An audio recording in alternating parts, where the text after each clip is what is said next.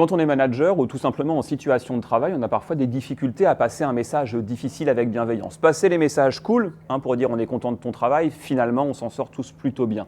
Mais passer un message difficile avec bienveillance, c'est parfois un peu plus compliqué. Je vais vous donner une petite technique que moi j'appelle la technique de Philippe Etchebest. Vous avez sûrement vu cette série où il arrive pour redresser un resto qui est vraiment en carafe totale. Il arrive, il se met devant avec le restaurateur et il commence par dire « Moi je suis là pour vous aider à restaurer votre business dans les meilleures conditions à un horizon 3 mois. » Et ensuite, il rentre dans le restaurant avec le restaurateur, il lui dit pop, pop, pop, pop, ça c'est sale, ça c'est pas bon, il y a trop de trucs sur la carte, ça vous l'avez pas lavé depuis longtemps, et qu'est-ce que c'est que ce truc-là, c'est horrible les napperons au-dessus de la cheminée. Imaginez qu'il soit arrivé directement en disant ça. Il serait passé pour un rustre, pour un mufle, pour un goujat, pour quelqu'un sans aucune éducation. Et pourtant, c'est pas le cas, parce qu'il a fait un truc hyper important.